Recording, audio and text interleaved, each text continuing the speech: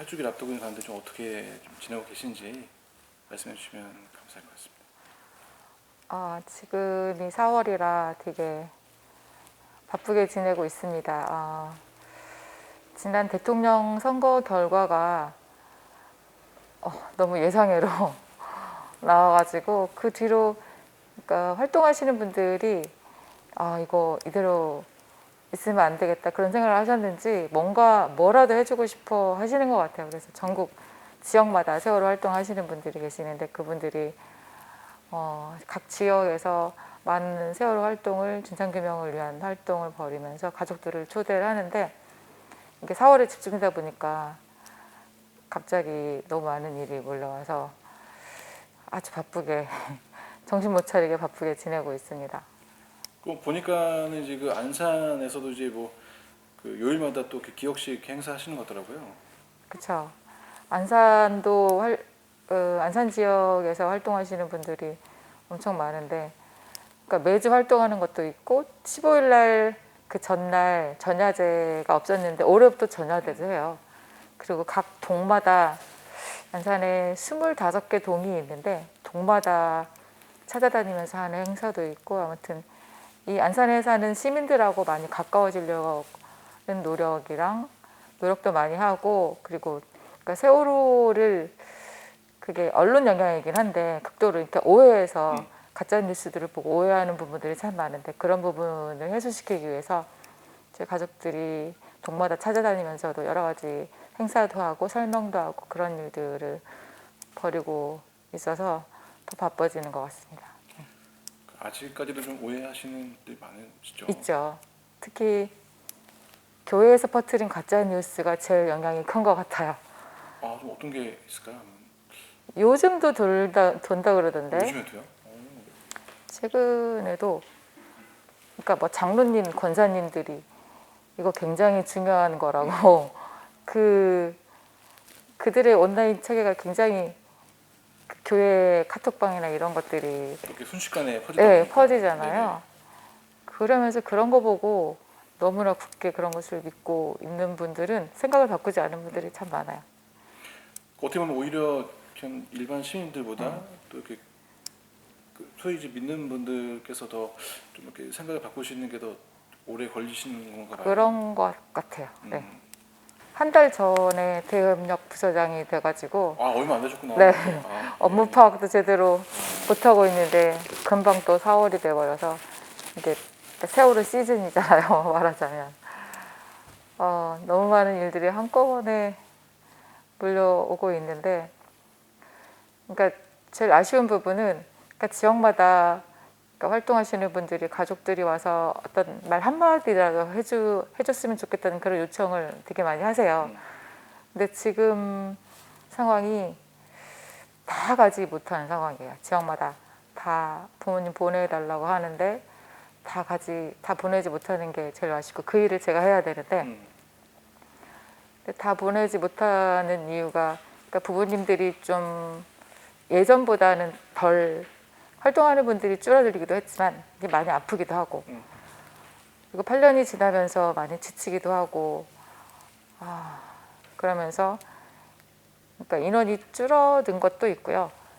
많이 지친 면도 있고 그래서 지역마다 보내지 못하는 게 제일 아쉽고 근데 또 아쉬운 거는 이렇게 4월에만 집중되지 말고 좀 나눠서 다른 달에도 12개월 내내 좀 꾸준히 관심 가져주시는 분들이 많으면 어떨까 이런 그런 아쉬움도 있어요. 네. 사실은 또 그 말씀은 또 그 평화남을 비롯한 또 언론들에게도 좀 동일하게 적용될 수 있을 것 같아요. 네, 잘 들어주셨으면 좋겠는데 근데 변하지 않더라고요. 항상 그 시기마다 네네. 집중해야 할 것들이 있어서 그런지 그죠? 이해합니다. 네.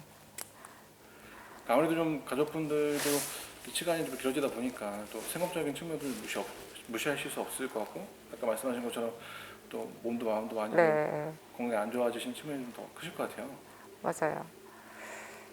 많이 아프지 않은 부모가 사실은 없더라고요. 그럴 것 같아요. 왜냐면 몸살이지 않고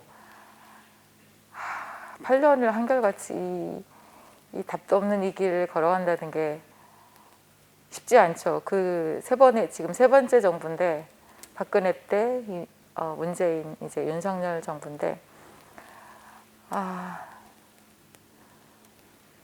그 정부한테 사실 박근혜는 그렇다 치고 문재인 정부는 좀 그래도 기대를 했었는데 기대한 것보다 더 큰 실망을 그러니까 기대를 이만큼 했다면 그것보다 훨씬 큰 실망을 안겨져가지고 아무래도 뭐 그 기대가 배신감도 크다 보면, 크고 네. 예.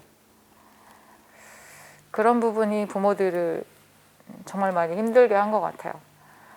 그래서 포기는 아니지만 일단 자기 몸을 추스리시는 분들도 많이 있고 병원에 계시는 분들도 있고 뭐 여러 가지 또 가정 형편도 어려워진 부분도 많이 있고요.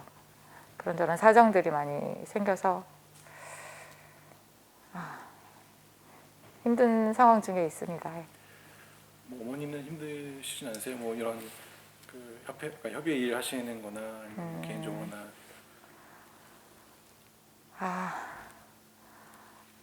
저는 그러니까 주로 활동한 게 합창단하고 그러니까 예배팀에서 했었는데 네.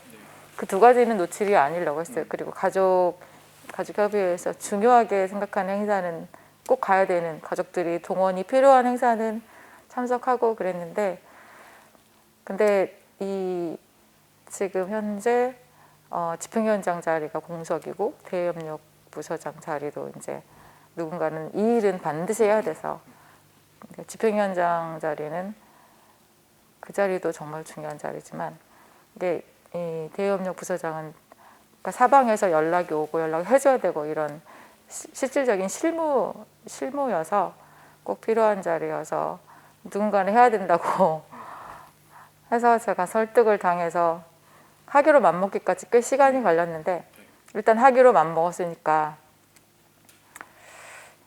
힘들어도 하기로 일단 결심을 했고요.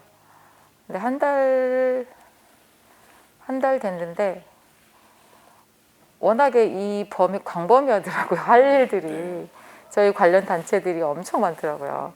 사율연대도 있고 재단도 있고 온마음센터도 있고 안산에 그 활동하는 안산 시민전대에서 하는 일도 주마다 있고 월마다 있고 또 모든 지역에서 행사들도 그렇고 그래서 이 모든 일들을 파악을 해야 되는데 그런 부분이 제가 역량이 많이 딸리는구나 그걸 시간이 갈수록 많이 느끼고 있어요.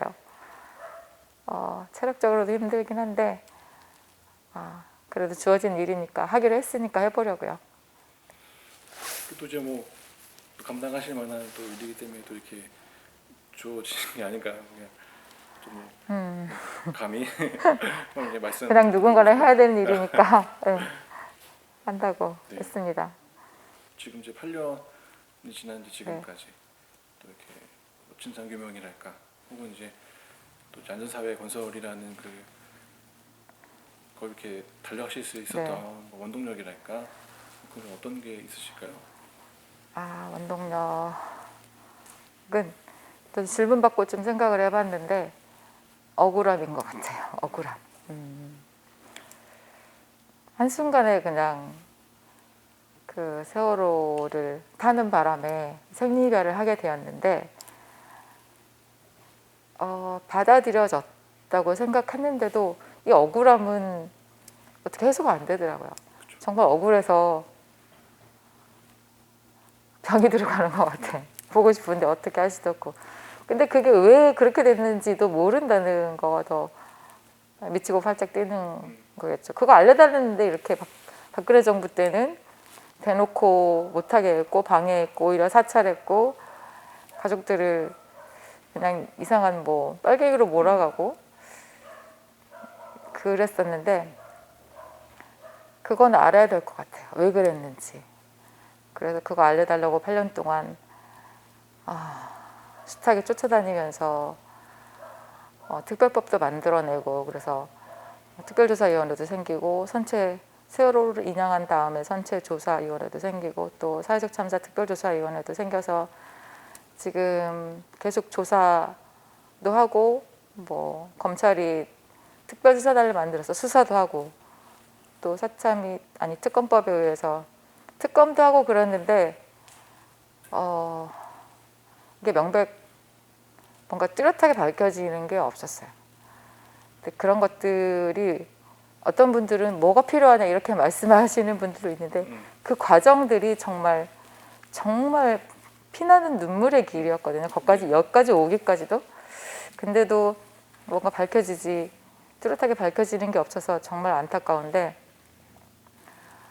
지금 저희가 요구한 것 중에 공개하지 않은 게 대통령 기록물 공개하라고 지금도 요구하고 있고, 그리고 그 해군하고 기무사가 갖고 있는 자료, 기무사도 또 사찰한 것 같은 그런 게 있거든요. 그런 문건들이 있는 걸로 알고 있는데 기무사 문건이나 해군이 갖고 있는 또 자료들도 공개하라고 공식적으로 요청했는데 그건 안 하고 있고, 국정원도 자료를 박지원 원장이 된 이후로 주고는 있는데 딱히 우리가 원하는 것을 다 주는 게 아니라 그분들이 먼저 이렇게 다 보고 나서 주는 것 같아요.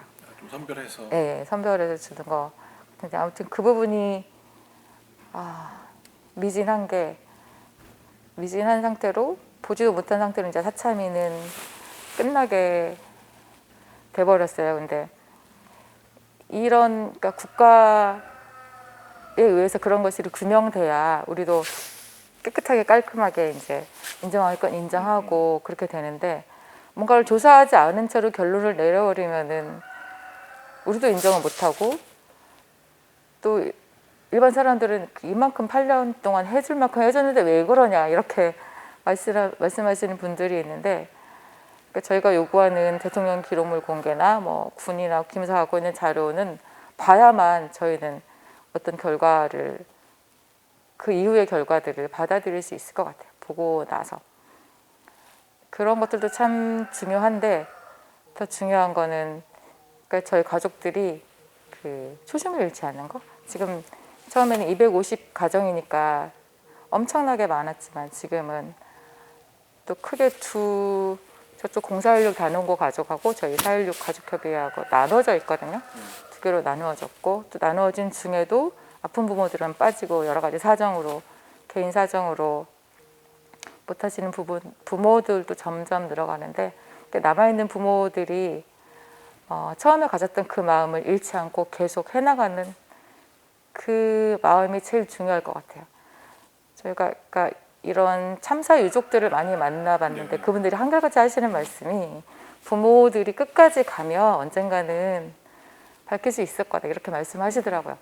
근데 그 말이 맞는 것 같아요. 그래서 초심을 잃지 않고 우리 부모들이 계속 요구할 것을 끝까지 요구하는 것이 제일 중요할 것 같고, 그리고 한 가지 더 생명안전기본법을 제정하라고 새로운 요구를 하고 있는데, 그거는 피해자 권리 보호, 피해자잖아요. 피해자 권리 보호해 줄 것, 그 조사기관을 입법화할 것, 그리고 독립적인 조사기구를 만들어서 상설화시키는 네, 상설화시키는 거, 그다음에 국가의 책무를 입법화할 것, 이렇게 세 가지를 요구하는 생명안전기본법 제정을 현재 요구하고 있습니다.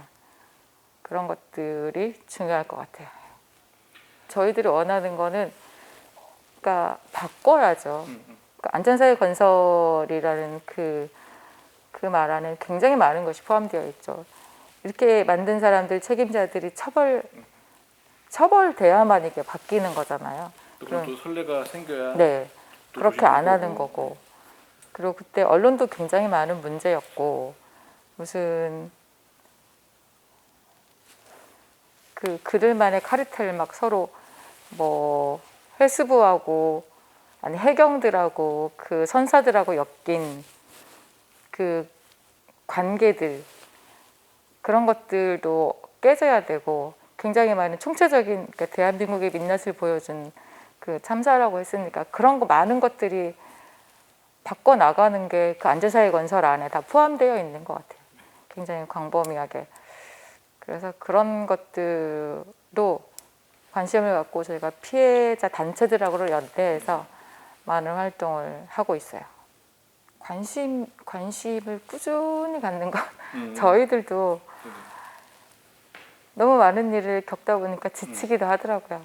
근데 그러실 수밖에 없을 것 같습니다. 이만하면 되지 않을까 이런 생각이 들기도 하고. 근데 그날 2014년 4월 16일 그날을 생각하면은 또 정신이 바짝 차려지고 우리 아이들이 배 안에서 겪었을 그 상황 너무 생생하게 그려지거든요. 거의 다 이렇게 상상이 될 거예요. 그날에 세월호 안에서 우리 아이들이 겪었을 그 그림들이 그려질 텐데 그 장면들을 생각하면 다시 이러면 안 되지 정신 차리기도 하고. 근데 국민들도 좀 잊지 않아 주셨으면 좋겠어요. 지나간 일이라 세월이 많이 흐르면 잊어버리는 건 당연한데 이게 우리만의 일이라고 생각하지 않아요. 이제 그렇죠. 네, 저희가 요구하는 게 생명이 제일 중요한 거 아닙니까? 이런 질문인 네. 거고 왜 안전에 대해서 이렇게 소홀하십니까? 이런 질문이거든요. 그러니까 생명과 안전에 관한 것이기 때문에 우리의 생명과 우리의 안전에 관한 일이라는 거. 그 우리 안에는 누구나 국민 누구나 다 포함된 거니까 우리 유가족 이 세월호 참사의 진상을 규명하는 일은 유가족의 일이 아니라 우리 모두의 일이다. 그런 생각을 가져줬으면 좋겠어요. 그래야 좀 변하지 않을까. 네.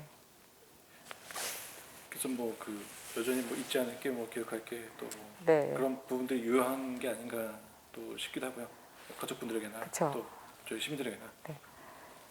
올해는 그게 많이 그러니까 작년까지는 그래도 문재인 정부 하에서는 문재인이 다 해줬잖아 심지어 이렇게 말씀하시는 분도 있는데 이제 이 새로운 대통령이 당선되고 나서는 화들짝 놀래가지고 아니지 정신을 차리신 것 같아요. 저희도 그렇고 저희 유가족들도 정신 차려지고 이 정부와 어떻게 이 윤석열 정부 안에서 어떻게 세월호 진상 규명을 해나갈 건지 사실 답답하긴 한데 그래도 이 마음을 가다듬는 어떤 투쟁 정신은 더 많이 높아진 것 같아요. 전보다 가족을 비롯해서 시민 활동하시는 시민분들도 그렇고 그게 느껴져요.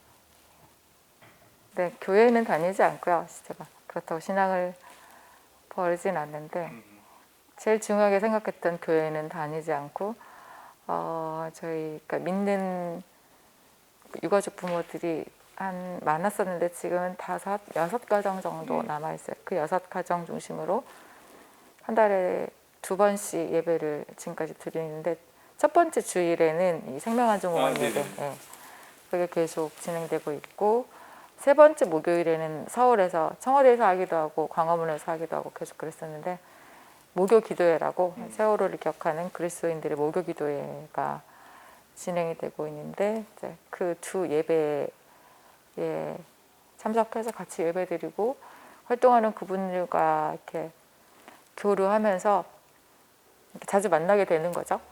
많이 만나면서 그리고 제가 합창단도 하고 있는데 그 합창단에도 굉장히 믿는 분들이 많아요. 믿음을 가진 분들이. 그분들의 삶을 보면서 오히려 더 교회 안에서 했던 신앙생활의 모습과 너무나도 다른 현장에서 정말 믿음을 가지고 사는 사람들의 모습이 어떤가를 실제로 보고 느끼고 있어요. 근데 진짜는 제가 현재 현장에서 만나고 있는 사람들의 그들의 삶이 진짜인 것 같아요. 왜냐하면 예수님의 삶을 보면 알 수 있는 거잖아요. 그래서 교회는 다니고 있지 않지만 실제적인 그 신앙인으로서의 모습은 진짜가 되어가지 않나 이런 생각도 하고 있어요. 제가 과거 인터뷰 좀 살펴봤을 때는 그래도 뭐 어디 좀 적어두시고 이렇게 하시는 걸로 보였는데 좀 그래도 그 사이에 좀 변화가 있으셨나 봐요. 제가 15년도에 나왔어요. 다니던 교회를 15년도에 나와서 그 뒤로 그러니까 교회에서도 되게 많이 간담회를 요청을 하고 초기에는 지금은 많지 않은데 그러니까 교회에서 깨어있는 교회들이죠. 그런 교회에서 간담회 요청을 하면 갈 수 있는 부모들이 많지 않으니까 이렇게 손에 꼽으니까 네. 저도 많이 갔었고 어떤 신학교 학생들도 또 나름대로 세월호 활동을 하는 그런 친구들이 어떤 예배나 기도회가 있으면 또 거기도 갔었고 서울신대인가 하여튼 가셨던 것 같긴 한데. 네.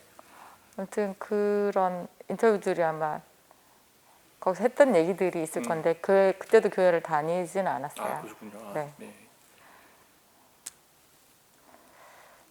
근데 지금이 좋아요. 음, 우리가 말하는 그 교회에 대한 기대는 없어요. 그건 제로예요. 근데 그 교회를 다니면서 신앙생활을 하고 있는 사람, 개인들이 훌륭한 분들이 엄청 많더라고요. 그분들이 진짜 중요한 것 같고, 그러니까 저희한테 제가 기독인이다 보니까 제일 상처를 주는 분들도 기독인. 정말 무식한 사람들인 것 같아요. 거의 태극기 부대 수준의 그런 가짜 뉴스를 퍼날르는 그런 보수 교회들 있잖아요. 지금도 여전히 또. 그쵸? 네. 있죠. 지금도 여전히 활동하고 있고 또 4월 되면 또 꿈틀꿈틀하는 것 같아요. 근데 그렇게 상처를 주는 분도 기독인들인데 네, 저희는 그분들을 진짜 그리스도인으로 보지 않아요. 근데 아까도 말씀드린 것처럼 가장 우리에게 힘을 주시는 분들도 네. 저희와 함께하는 그리스도인들인 것 같아요. 연대해 주시고 또 함께 해주시고. 네, 합창단에서 함께 해주시는 분들 그리고 그런 4.16 생명안전공원 예배나 광화문이나 청와대에서 그 목요기도 때 만나는 분들을 통해서 되게 많이 위로를 얻고 그분들이 있어서 기독 그러니까 한국 교회에 대한 어떤 응징이 있어야 될 것 같은데 응징은 많이 됐다고 생각해요.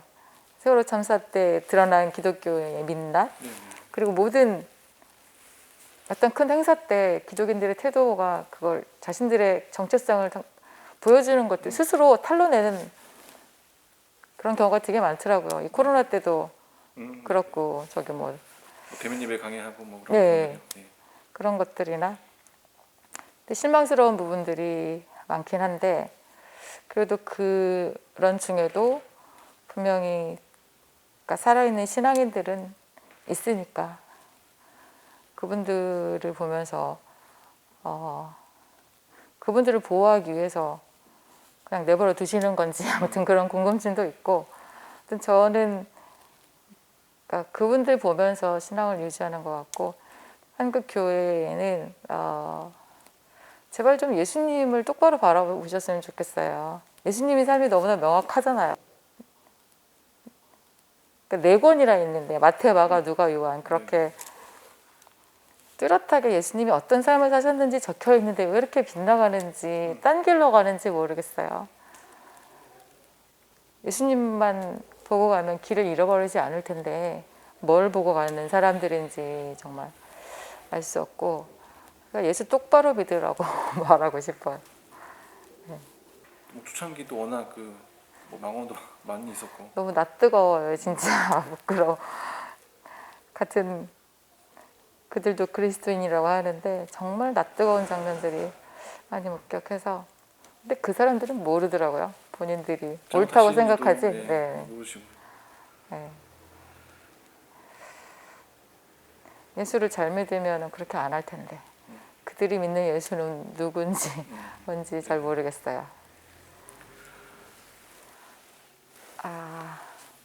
그러니까 저를 자주 돌아보게 되는 것 같아요. 그러니까 참사 이전에는 남들이 보여주는 모습이 정말 중요했는데 그래서 아이들한테도 똑같이 공부하라고 강요하고 좋은 대학 가라고 교회 잘 다녀야 한다고 예배 빠지면 안 된다고 수없이 강요했었는데 그거보다 자기 자신이 그게 남들 하는 것처럼 하라는 거잖아요.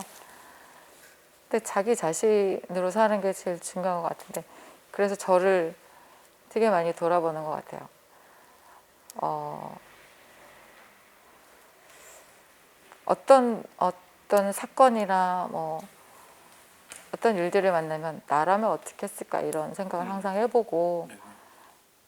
너무 쉽게 비난을 하고 잘 알지도 못하면서 막 손가락질도 하고 그랬었는데 이게 완전히 고쳐진 건 아니지만 아무튼 변한 거는 그러니까 나 자신을 자꾸 살피게 된다는 것 그게 가장 큰 변화인 것 같아요. 또 오늘 인터뷰 보니까 사실 그런 부분, 그러니까 창의부문과 관련된 부분에서 좀 후회되신다고도 얘기가 그렇죠. 있어서 많이 후회되죠. 네. 그렇게 안 해도 됐는데 근데 참 사람이 변하는 게 참 어려운 것 같아요. 그 50년 동안 살아온 삶이 있는데 이게 또 프로그래밍 된 게 있는데 이게 한 번에 아무리 큰 사건을 만나도 기존에 했던 그 관성적으로 막 돌아가는 것들이 있잖아요. 그러니까 끊임없이 돌아봐야 되는 것 같아요. 근데 그 부분이 조금씩 되어가고 있다는 게 저는 잘하고 있는 것 같고 누가 뭐라고 해도 그러니까 사회에서 인정받는 모습들이 있잖아요. 모범적인 모습.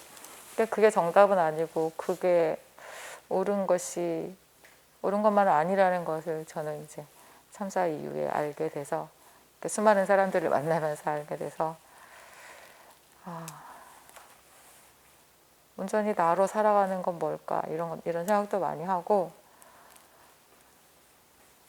그러니까 저를 돌아볼 수 있다는 게 제일 큰 변화인 것 같아요. 생각이 비슷하더라고요, 남편이랑 저는. 그러니까 결혼 전에도 그 점에서 서로 끌린 것 같아요. 크게 욕심도 없고 뭔가 막 나는 이런 일을 해서 막 엄청나게 성공을 하고 이런 얘기를 한 번도 한 적이 없거든요. 그냥 소소하게 살아가는 것. 그렇게 그냥 평범하게 소소하게 살면 잘 사는 거지. 그 부분에서 생각이 같았었는데 지금도 뭐 크게 달라지지는 않았어요. 근데 서로 응원해주고 좀 고마운 건 자기 몸을 또 스스로 챙길 줄 알더라고요. 어디 가서든지 자기 몸 먼저 챙기고 그런 부분도 고맙고 그러니까 내가 안 챙겨도 스스로 챙겨주는 게 고맙고 자녀는 여전히 어려워요.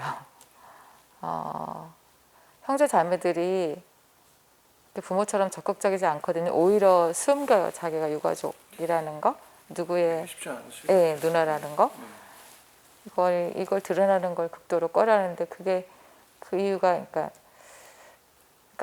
아빠도 창현이 아빠도 처음에는 되게 인터뷰도 많이 하고 매스컴에 많이 등장을 했는데 그래서 악플을 본 것 같아요. 딸아이가. 그래서 아빠 절대로 하지 말라고 저희 둘 다 제 남편이나 저나 그 SNS를 전혀 안 하거든요. 페이북도 안 하고 그 딸이 말려서 딸아이가 말려서 지금도 안 하고 있는데 근데 창현이 누나도 언젠가는 이 관심이 없는 건 아니에요. 이 세월을.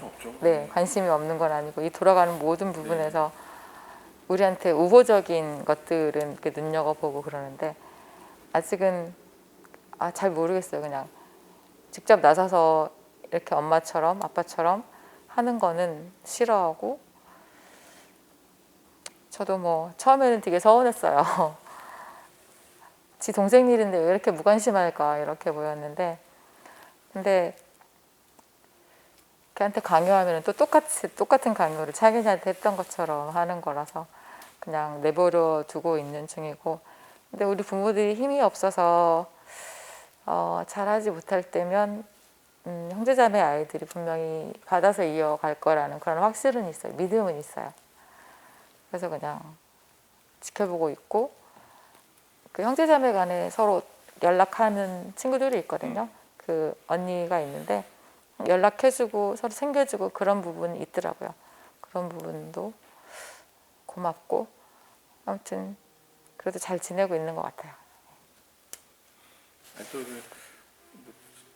뭐 어머니도 많이 느끼셨겠지만 또 사람들의 또 악의에 또 쉽게 노출될 수도 있는 또 부분이 아니야 부분 때문에라도 더 좀 어렵지 않을까 싶기도 하고요. 뭐 다 네, 아시겠지만 예. 그 국민들이 좀 있지 않았으면 좋겠다라는 그런 말씀도 하셨는데 마지막으로 그래도 이제 국민들에게 좀 당부의 말씀 해주신다면 좀 어떤 말씀 해주실 수 있을까요?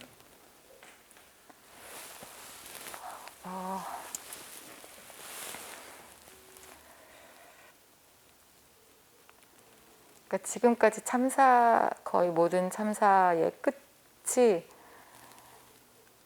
피해자는 있는데 책임진 사람이 없었거든요. 한 번도 진상규명을 해서 책임자 처벌을 하고 재발방지 대책을 세우고 여기까지 간 적이 없더라고요. 최근까지도 계속 그 중대재해처벌법도 발의됐지만 또 엊그젠가도 또 공장에서 일하시던 분이 뭐 어디 끼어서 사망을 하고 이런 일이 계속 반복이 되는데 그때만 이렇게 일어나서 이런 일이 또 생겼어 어떡해 제발 일어나지 말아야 되는데 거기까지는 잘 하시는데 그 이후에 그 일이 어떻게 됐지? 진실이 밝혀졌나? 누가 그랬대? 왜 그랬대? 이런 여기까지는 관심 갖기를 꺼려하는 건지 아무튼 어려워하시는 것 같아요. 깊이 파고들면 또 자기 감정도 막 개입해야 되고 그래서 그런지 아무튼 끝까지 책임자 처벌을 한 사례가 없는데 저희는 꼭 하고 싶거든요. 그 250명, 학생 250명에 교사 14명에 304명이 한꺼번에 수장됐는데 그 장면을 다 봤는데 그 모두가 바꾸자고 했는데 진짜 그랬었잖아요. 모두가 바꾸자고 했었는데 실제로 지금까지 8년이 지났지만 바뀌지 않았어요. 심지어 언론도 자기네들 스스로 기레기라고 잘못했다고 저희 분향소 와서 사과하고 그렇게까지 했는데 이번 대선 진행되는 거 보면 여전히 안 바뀌고 오히려 또 검찰하고 서로 너무나 친한 것 같고 바뀌지 않았다는 게 너무 가슴이 아파요. 그래서 정말 책임자 처벌을 해서 진상규명하고 책임자 처벌을 해서 바꾸고 싶고 그래야만 우리 아이들한테도 해줄 말이 있을 것 같고 저희도 좀 그래야만 이 아이들이 내준 숙제를 다 한 것 같은 좀 그런 마음이 들 것 같아요.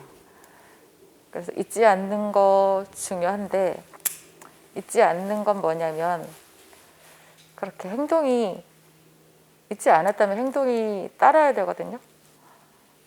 저희가 아주 작은 것들을 원해요. 노란 리본 하나 달아주는 것, 차에 스티커 붙여주는 것 이런 거부터 시작을 하면 관심을 갖게 되고 점점 어떻게 되는지 궁금해지고 그럴 것 같아요. 그래서 그런 작은 실천부터 해주셨으면 좋겠다는 그런 바람을 가져보고 저희들이 여전히 싸우고 있다는 것 알아주셨으면 좋겠어요.